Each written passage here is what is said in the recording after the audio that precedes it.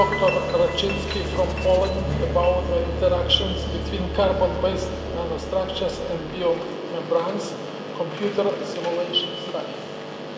Tak, zapraszamy. 15 minutes or less.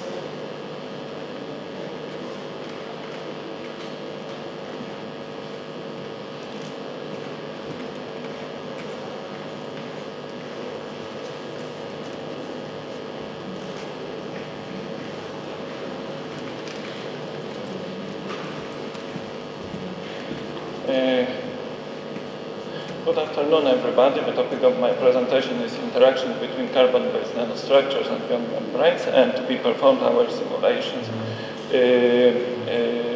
using molecular dynamics. And the plan of the lecture is, first of all, I will say some words about the purpose of the research, the next simulation details, next the interactions between biomembranes and CNTs, SiCNTs, and graphene sheets, respectively. And the first I would like two words about the purpose of research. Here we touch the medical aspect of using nanostructure for drug delivery. There are some both theoretical and experimental studies touching this problem. So the problem of use of the nanostructures in medicine, and we direct our research in this way. And first of all, the structure of the cell membrane. The cell membrane consists of proteins, various proteins, and an integral part of the cell membrane is phospholipid bilayer. And this phospholipid bilayer consists of two molecules. One of them is phospholipid, and this molecule consists of three parts. I mean, hydrophilic head, glycerol backbone, and two hydrophobic tails. And the second molecule, the phospholipid bilayer consists of, is cholesterol, but now it is very important in biomembrane because it regulates the fluidity of the membrane, so it is important there. And the next part of my presentation is short material methods. We performed all our MD simulations in a full atomistic way with time step equal to 0.5 femtosecond. Our model of phospholipid bilayer consists of 230 DMPC phospholipids and 50 cholesterols. We use NVT ensembles for our simulations, and of course there we applied the physiological temperature about 310 kelvins. Because the human organism consists in 70% in water, we used all the simulations were performed in water environment. We use 3 speeds of nano indentation for CNTs and SiCNT, and 2 for graphene sheets. And we take into account 4 types of CNTs, 7, 10, 10, 12, and 15, 15, and only 1 type of SiCNT, 10, 10, and many graphene sheets with different sizes. Because we move the nanostructure in our simulations, we repeat our simulations. Each simulation run was repeated 20 times due to avoid the local minima, which can occur in these simulations. We move the nanostructures using stirred molecular dynamics, and for our calculations we used NAND 2.8 for Blue Gene Q application. And in each case, the same procedure was applied. So first step was indentation of bilayer by nanostructure, equilibration of the bilayer with embedded nanostructure, and the last step was extraction extraction of nanostructure out of the bilayer. And this slide shows the initial configurations of each system. Of course, with NANO2017 is the most left figure, with the nanotube with the largest diameter in the most right side of the slide. Note that the most down ring of the nanotube is about 9-10 angstroms above the bilayer. On the next slide, we have a movie which we prepared from the nano indentation process. In this case, we have nanotube 1010, and the speed of indentation was 2.5 meters per second. Of course, we didn't visualize the water there because there would be problem to see something. And this snapshot presents some important parts of our simulations. So first of all, the nanotube reaches the phospholipid heads. This figure,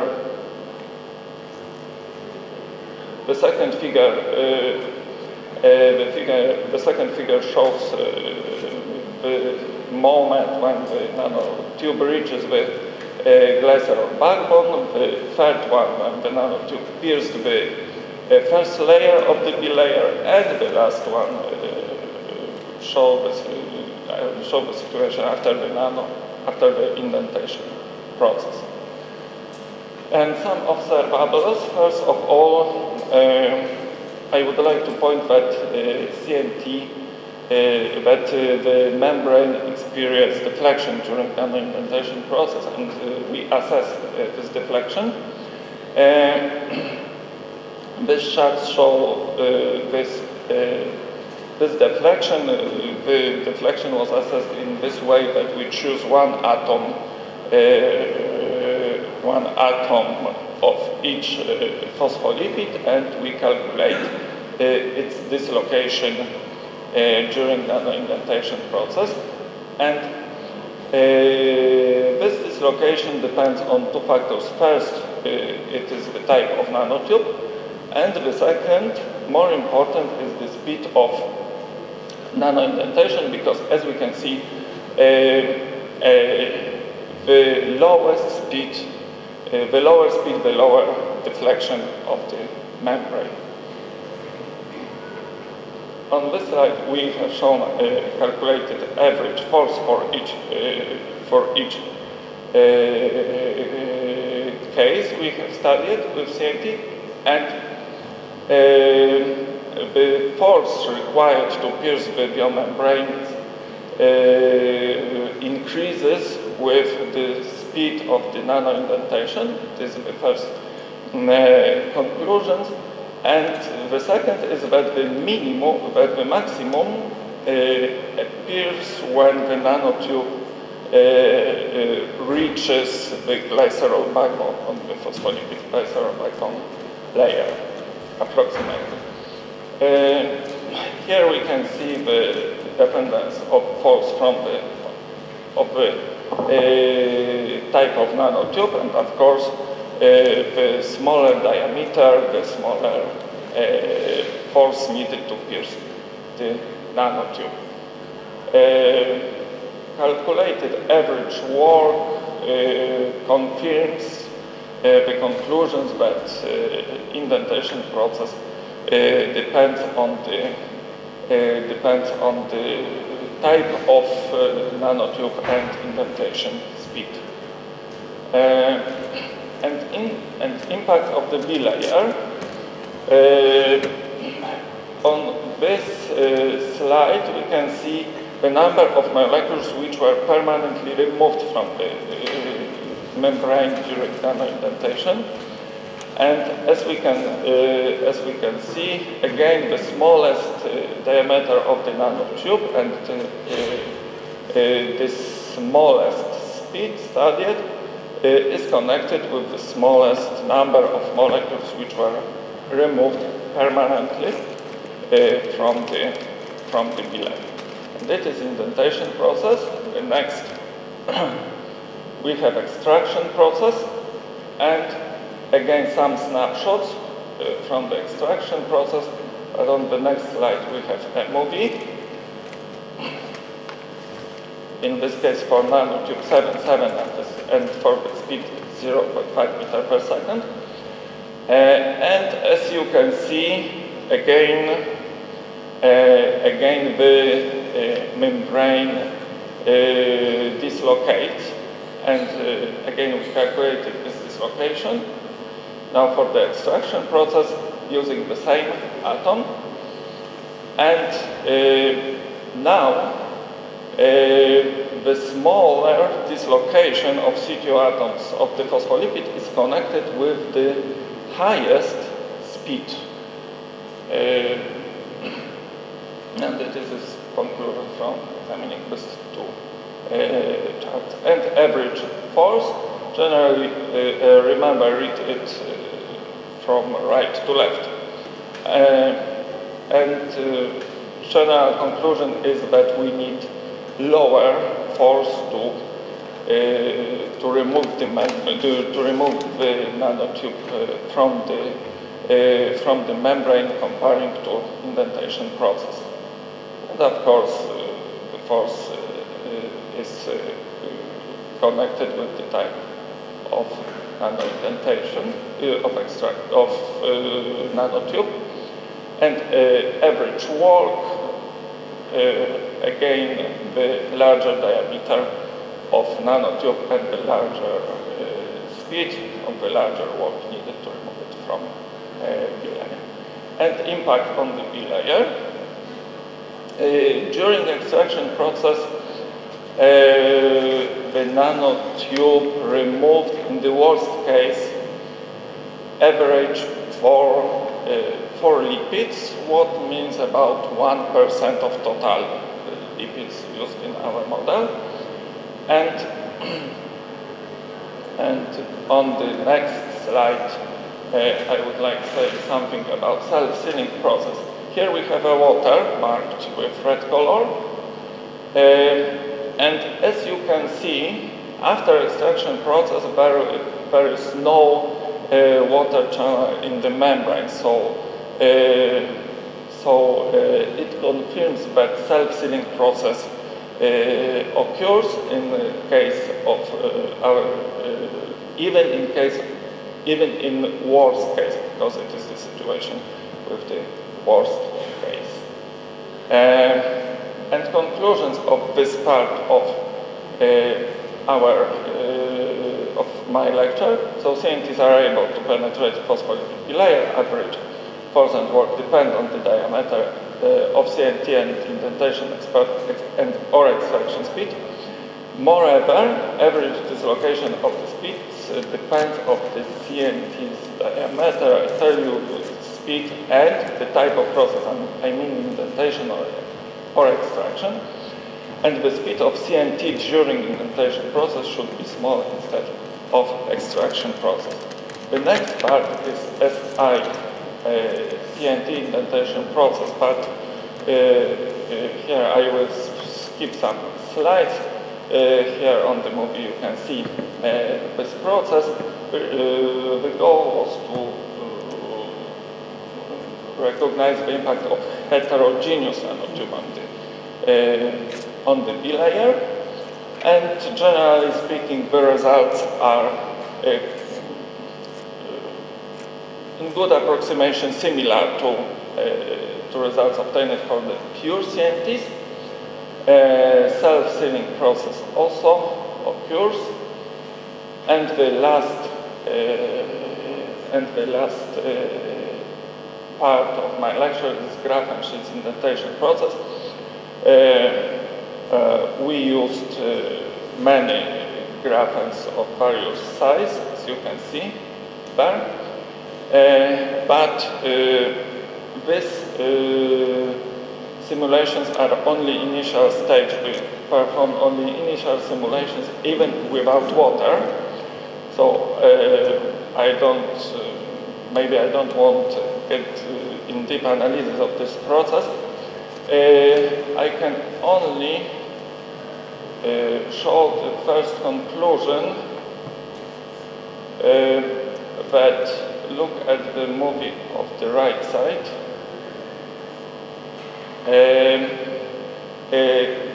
Graphene is able to permanently damage the phospholipid bilayer. That is the first conclusion. I think that it will be confirmed when we will perform simulations with water. Maybe it is not clearly visible on this movie, but we have a wall in the membrane structures. I think that in simulations with water, the water will make channel and the self-sealing will be not impossible. And acknowledgement, I would like to thank ICM University of Warsaw for the access for IBM Blue Gene Q supercomputer. And here I want to show you the number, 73 million. And this is the number of CPU hours we need to perform our simulations. If somebody wants to calculate it on only just one core, it will take him more than 8,300 years. And sorry, thank you for your attention.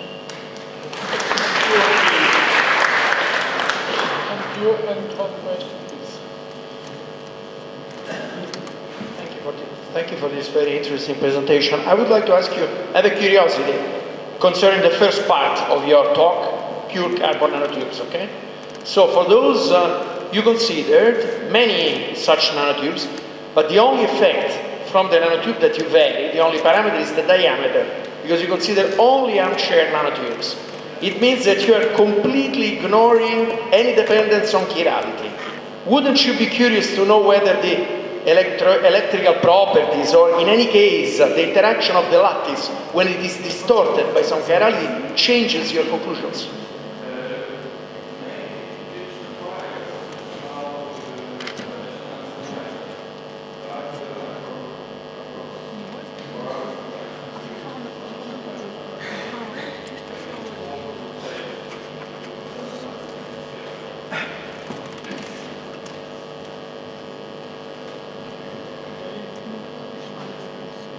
And the last question, no questions. Thank you again, speaker. And I would like to thank again all speakers and all participants of this session. And perhaps some information from organizers or not?